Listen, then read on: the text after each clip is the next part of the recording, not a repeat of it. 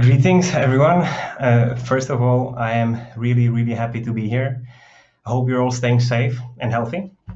And although it will be the two of us for the duration of the presentation, so myself and Martin, I'll ask Martin to introduce himself a little bit later when the interview is taking place. In the meantime, he'll be just sitting there and looking pretty. Anyway, my name is Michal, and I'm founder of MADMONQ, a company that is on a mission to make sure all gamers consider health to be a crucial part of their setups. I'd like to go to the presentation now. Thank you. Making health a crucial part of every gamer setup, it's not a small task, especially for a person who never thought he would be an entrepreneur. I thought I was going to be a researcher, but as you're going to learn, I didn't really have a choice. Where do I start? Apologies for this very typical slide, but our team made me do it. I've been an avid gamer my whole life. I spent over 10K hours in Warcraft 3, Dota, Counter-Strike, had tremendous fun, made tons of friends. But on the other side, I was always interested in all things health and performance. Going as far as cutting out pieces of my own muscle tissue to figure out my muscle composition and metabolic response to certain nutrients, which is usually not the best conversation opener. This passion ultimately led me to studying innovation management with focus on healthcare, and later I devoted my work to setting up innovation processes within companies. And I help them find, develop, or license really cool products. These two worlds really never went well together. And this is something that bothered me very much. What I mean by this is the fact that we'd all agree that gaming, this beloved activity of ours, is not super optimal for health. Sitting, lack of physical exercise, suboptimal diet, hours spent behind a screen, disruption of sleep, metabolic issues, you name it. These issues have real health consequences. But for me, gaming and health finally clicked together when in 2015, CSGO team Cloud9 openly admitted to abusing prescription medication, stuff that is designed to treat and developed to treat mental diseases like ADHD, narcolepsy, or Parkinson's. Medicine that is prescription and is not supposed to enter bodies of young, healthy players. This was not right. It was then when things really fell in place for me, and I simply knew I had to do something about this. And it was then when the idea of MADMONQ was born, and when I figured out that there is something to be done, I couldn't sleep for 2 days. So let's talk about health. Health has been a neglected topic in gaming for a very long time. Gamers spend countless hours socializing, training, and competing. But what is often forgotten is how grueling and physically demanding gaming is on the body. As the industry gets bigger, more people will identify as gamers, and the sheer number of hours spent in game will also increase. What we should keep in mind is that this increases the number of potential health issues too. If you look at hardcore gamers, that is gamers between the ages of 18 to 35, who spend more than 12 hours a week gaming, the average gaming time increased between 2018 and 2020 by 17%. If you look at the people that spent 20 plus hours per week in gaming, the increase was even bigger. What is crucial to note is that this category of hardcore gamers who spend more than 12 hours a week in games is growing in size too. And this category grew in size by 26%. And the more time we spend behind our screens, the more time we sit. And right now we sit more than we sleep. So we spend 7.7 hours on average sleeping, and we spend 9.3 hours on average sitting. And sitting and lack of movement is generally a bad idea and can lead to anatomical and metabolic changes that make it hard for the body to do its job. When you sit down, for example, electrical signals to your legs and production of enzymes that are, among others, responsible for weight loss drop by 90%, encouraging bad fat buildup. Speaking about sitting, and sleeping, another big issue is sleep. There is a study that looks at how gaming leads to postponing bedtime, influencing circadian rhythms with a cascade of negative health effects. And an average gamer for an average gaming session would postpone his sleep by 100 minutes. Also, gaming makes us snack more. On average, game time increased caloric intake by 176 calories per session. The point to realize here is that gaming has the power to affect our body and habits in ways we carry with us till the rest of our lives. And if we don't address these issues now, I think we're in trouble. At MADMONQ, we really believe that this should become a critical topic because health has tremendous opportunity to shape the future of gaming, its longevity and its sustainability. So, where are we right now? For us, how we see it, we are entering a health revolution. And if every other kind of athlete can be helped by diet, nutrition, sleep, esports should be no different. After all, taking care of your body helps your mind perform better. Good news is that all the top teams now understand that championships are won and lost in the details. And what we're seeing at pro level, we're seeing that teams are creating environments for gamers to perform their best. They are recruiting nutritionists, coaches, cooks, psychologists, and nearly all pro teams give these tools for their players. But this is just the tip of the iceberg. 99% of gamers aren't at this pro level and don't have access to these tools. The issue here is the lack of awareness around the importance of health within casual gaming. Many gamers are unaware that the health habits associated with gaming could have long-term consequences. The good news is that health is becoming a topic with one little problem. Health does not sell.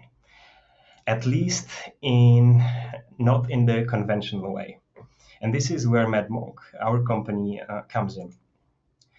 The Cloud9 example showed a clear need for a performance product, but the only problem was that prescription medications or sugary drinks are not the way. So for us, the first step was developing a product that was going to fill this performance need, but was going to be much more. So we created the first health and performance gaming supplement in a form of a chewable tablet that brought to gamer 3 sets of activities. So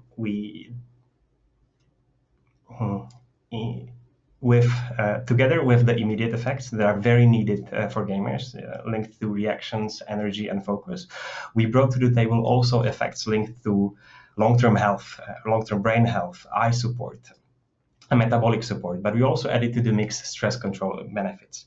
With a product like this, which was fairly new to the community, the second step was figuring out how we can build a brand that is going to go beyond being just a supplement company. This was absolutely essential for us to make the change that we want to make within the industry. We wanted to have a shot at making a global impact and shaping how gaming views health. And if we learned one thing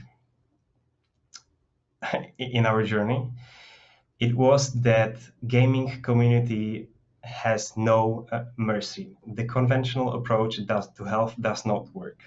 Nobody cares about salad recipes. Nobody cares about doing push-ups when they die in game, because these things are just too conventional, too far away. To have an impact, we needed to do things differently. And if a customer tattoos can be considered a success metric, we are at number five right now. To showcase how we think about campaigns and gaming community, I picked 3 stories that should make this unconventional approach a little bit easier to understand. So I'm going to tell you how we managed to get all our influencers to gyms, how we got them to open up about overcoming dark times, and how we created a defining moment for one of my favorite Twitch streamers, check it out. So the first challenge was getting the streamers to move a little. To do this, we created a very specific line of merchandise. Most companies would just take the merchandise, send it to the ambassadors, and then probably hope for some sales. We took a different approach. we created this very exclusive and functional line of merchandise that we packed inside this box that you can see on the presentation, which is, a solid wooden box nailed together with really strong nails, very difficult to open. You can only open it with a crowbar.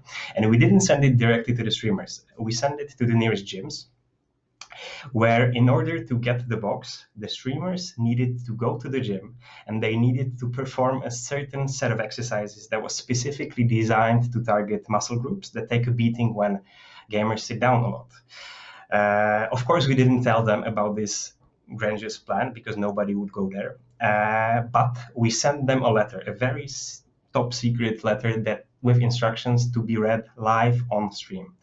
And once they were going through the letter, reading that there is this mysterious box with thousands of people watching them, you can imagine the feedback from the community that really wanted to push the gamers to actually go to get the box. And the feedback throughout those 2 weeks was amazing. Some gamers went to get the box the next day. Some took 2 weeks to get convinced finally by the community. But at that time, it was all the gaming community could talk about.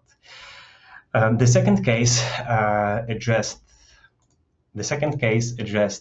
mental health. During last year, we all experienced dark times. We all experienced loneliness. And being gamers, we did not talk about it that much. So what we decided to do, we partner up with our streamers to tell really strong stories about how they battled through tough times to emerge even stronger. Our streamers open up about being bullied, about not having enough money to afford clothes, food, or how it is to live with disabilities. One of our streamers doesn't have a hand, and he's still a better gamer than myself. We wanted them to show that it is these dark times we all experience, that they can be a source of strength that is going to push us forward. We launched this campaign live on Twitch.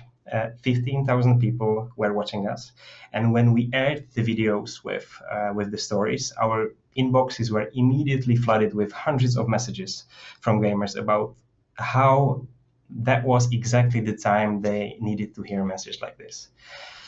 The last story is linked to one of our ambassadors and a Hearthstone Global Games champion, CheckCloud. He reached peak popularity in 2016, 2017, where Hearthstone was extremely popular. But as the game started to lose the follower base, so did he. His numbers were dropping, so was his mental health. He ended up having 300 concurrent viewers, down from 1,000, before he reached out to us saying that he needed to change something. He was in poor health. He wasn't taking care of his body properly. He even started developing a bald spot on his head, which comes with age. So what we decided to do and how we decided to help him, we decided to shave his head and do it live on Twitch. Again, this was supposed to be a defining symbolic moment that should turn tides for him. And since then, again, 12,000 people were watching this campaign. And since then, he started caring about his health, started jogging, started eating well, and this newfound confidence resulted in averaging 4,000 concurrent viewers on Twitch right now.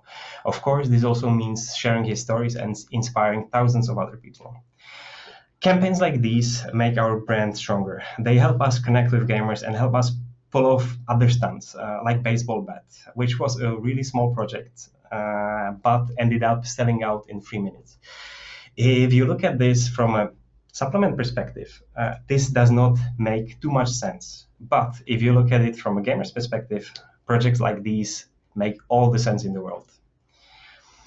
So, for us, how we see the situation right now, we are at the crossroads. And we can either continue on this path of the outdated gaming stigma, so unhealthy lifestyle, antisocial behavior, low confidence, and social exclusion, or we can welcome in this new paradigm shift that is going to forge gamers into healthy, confident, and ambitious role models that will help us shape the future of gaming, even if it means doing things a little unconventionally. One of those ambitious leaders is Martin STYKO, my good friend who has been a MADMONQ ambassador and who's been with the brand for a couple of years now. So I'm going to kick off the interview and the discussion with him with a couple of questions. But before that, I'd like to engage you guys, the viewers. If there is anything that is interesting to you, from the business perspective, from the esports perspective, feel free to write your questions in the chat, and we try to answer some of them at the end of the discussion. All right, Styko, so could you introduce yourself and broadly talk about your experience with health? Hello everyone. First of all, thanks for having me for the invitation to talk here. Yes, I'm STYKO, and I'm a professional Counter-Strike global offensive player for a couple of years now, and I got introduced to MADMONQ a couple of years ago, where I decided to help a little bit of a local community projects in Czech Republic and Slovak Republic, where I come from. And in the end, it all kind of dwindled into the relationship we have now, where I really like their idea, how they perceive gaming, and how they want to include health into it as well. So since then, we're going on this little adventure together, and I'm glad that it's going forward. Okay, so can you explain to us what does staying healthy mean to you? Right. So staying healthy inside of my body, inside of my mind, is very important for me as a esport player. We're facing tremendous amount of stress situations that comes from having to have a peak performance at the times where the form isn't there, and it's really important for us to stay consistent on the top level to compete with the best players out there.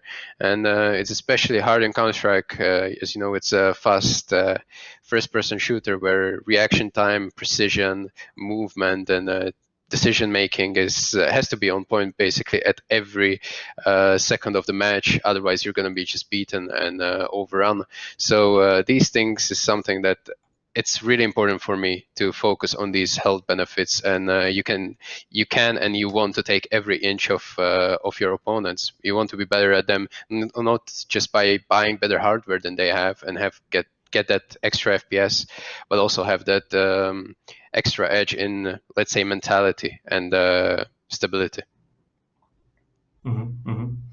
And can you maybe go through, because I know that we had this discussion a lot, but I think before I wanted to ask you about the difference between pro scene and semi-pro scene, because there is a huge difference as I perceive it. But before that, can you maybe enlighten us about your routine, and how does your routine in terms of mental and physical fitness look? How do you think about food? Yeah, right. And how do you think about how it's affecting your performance? Yeah, sure. So routines, as you said, are enormous. They have enormous effect for me, and I found it, in a way that I just tried it and I liked it. It made me consistent in the game, and this is not only talking about esports. It can be, you can be better and more consistent in any job that you do if you treat it right with the correct routines. So for example, I take a very good look at my sleeping patterns. My sleeping schedule has to be on point, especially during the tournaments.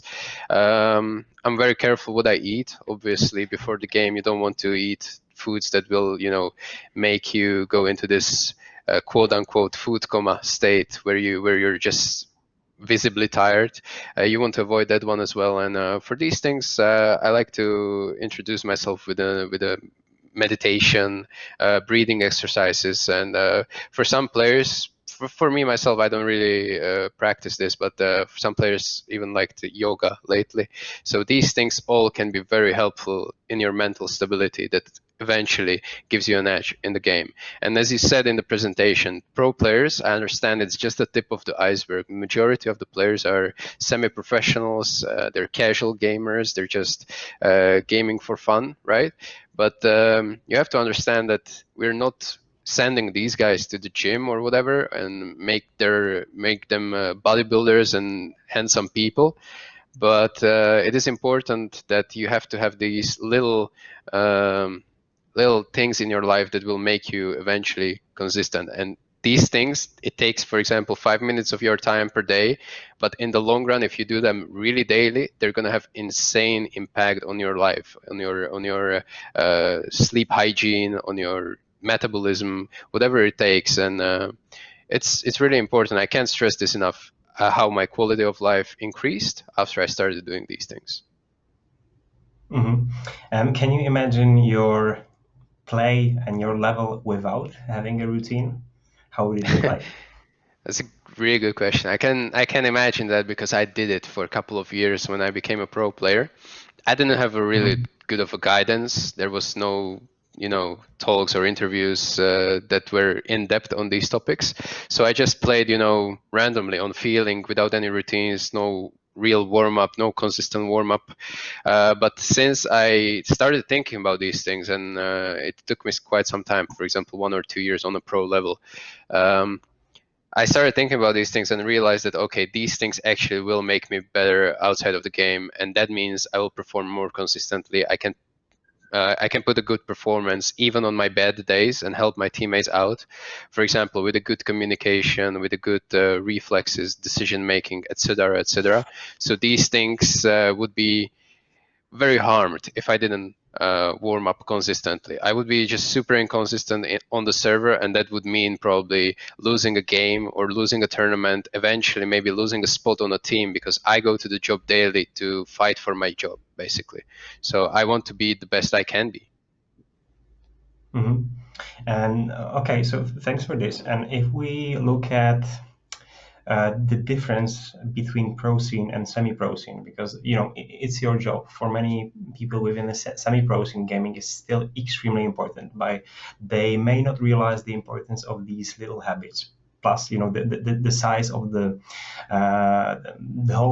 sheer number of people that are within this semi-pro pro scene is much larger. So, can you maybe point to differences that you can see, generally, and then coming to these routines and these tools they have at their disposal? Yeah, so for sure the difference is there, and it's quite marginal. In pro scene, you've mentioned it in your presentation, you can see, personal trainers, psychologists, maybe a chef that cooks for the whole team. Semi-pro teams doesn't have this luxury. They don't have this luxury that they can just hire people and hope for the best, right? What players in these teams can do, though, is they take on this challenge themselves, and it's really easy nowadays. And I can give you a couple of examples where it's really easy right now to just download an app on your smartphone and start meditating for free. Even you can get the trial versions, whatever, and you start meditating right away. Maybe after 3 or 4 times it really hits you and you realize, wow, this is really good, this is helping me mentally in a very good way. I should do this more often, and it instantly becomes your routine, and it is the important thing. You can do this every morning, every evening, whatever you like, wherever it fits your day. You can always find these 5 minutes to do it, because those will be one of the most productive 5 minutes you can do during the day, but for your mental stability. So you have to understand it's not going to be productive in a conventional way. So meditation is one of the things. Then breathing exercises is something that you can find on the YouTube for free, and they're really amazing breathing exercises. Another thing that will make you calmer during the stressful situations, you can do that in your conventional job, for example, in the car while you're driving, while you're commuting back to work or from work. You can do this whenever you want, basically. And lastly, I mentioned the yoga, and it gained popularity lately, especially during these COVID times. Everyone's stuck at home, and it is something that will free your body a little bit. Extract the stressful situations out of your body or out of your system. All you need to do is exercising method. So it's really easy to pick up these things, especially that I mentioned, meditation and breathing. Nothing you need basically other than the guidance. Perfect. Thank you. So there is many questions coming from the audience, and there is one last thing I wanted to ask, but it corresponds to a question from the audience, actually. So the question from the audience is: do you think gaming is on the verge of a health trend, or is it far from it? And my question or take on this question would be: is pro scene fully taking advantage of the tools and knowledge that is available around health to push their performance, or do they still have a long way to go? I This is a great question, by the way. I personally think there is still a long way to go. There's always a room for improvement when it comes to the health. You can never be, the healthier you can be. You can always take your time and your free time and make it more productive in a sense that it will make you stronger mentally, physically. It will make you more endurant, I would say, if it's the word. The endurance is really important in esports, especially when you play for a couple of hours every day or even 10 of hours. So it definitely is a room for improvement. The question is, how do you improve it? It's really hard for us pro players to find it ourselves, these answers, because we're oftentimes we're stuck at the tournaments, in the airplanes, airports, whatever, and it's really hard for us to even adjust to the, let's say, time zones all over the world where the tournament's taking place. I understand that right now there's a pandemic going on and we don't travel that much, and I think this pandemic, this past year, showed me that this is truly the way to go, and you can do these things at home, and it's so easy to do. You just need to get yourself out there and try it at least once or twice. Maybe it will be completely waste of time for you, but you will find eventually that something works for you. For example, I found meditation really helpful. So people, I understand, they underestimate this thing because it's invisible. The result is very hard to see. It's easy to overlook, but once you pick up on these little things, it will make you better. And as I said, quality of life went up tremendously for me. Perfect. So going to another question. Martin, as a player, how do you personally deal with the strain of being a professional player and the burnout associated with it? And I think the answer is already hidden with what you're saying.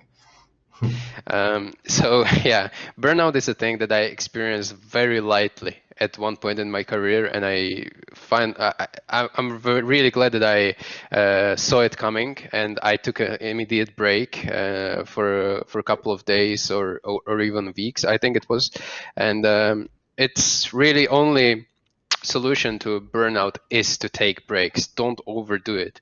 If you will feel that the burnout is here and you feel it's inside your mind, it's embedded there, and it will be there until you take a break.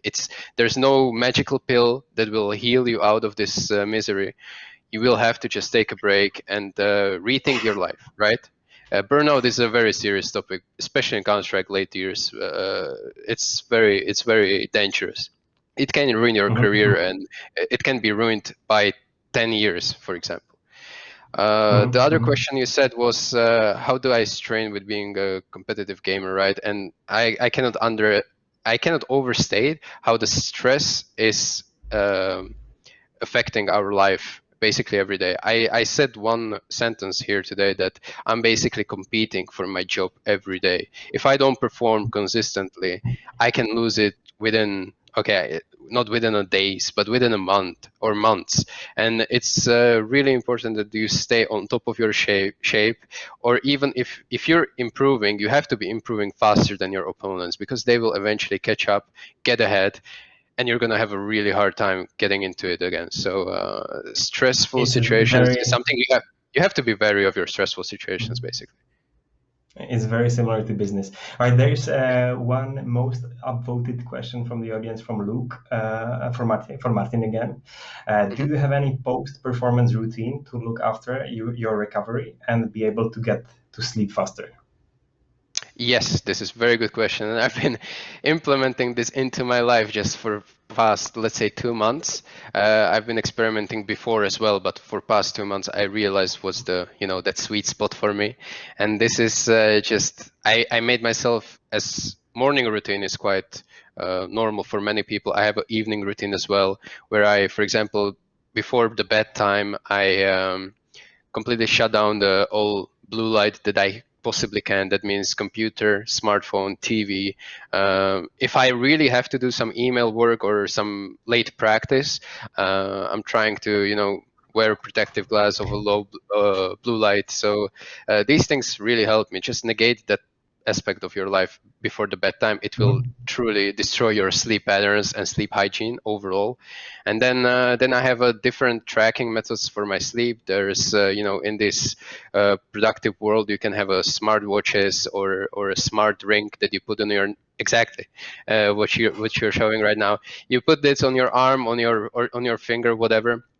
It will pretty nicely measure your sleep, and in the morning you can Google out what levels were low and how to improve that going forward. So sleeping hygiene is extremely important, and it's really hard for me as a pro player to keep it intact because we travel a lot and the jet-lag situation, so I'm trying my best, but you have to find it for yourself. All right, perfect. I think we are closing in on time. So thank you very much for your answers, Martin. Thank you very much for your attention, audience, and for this opportunity. It was a big pleasure. Thanks to ESI, Sam, and the team for organizing the event. And if what we were saying here today resonated with you, we'd be more than happy to connect via email, LinkedIn, Warcraft 3 lobby, CSGO lobby, anything. So thank you very much, and stay awesome. Thank you.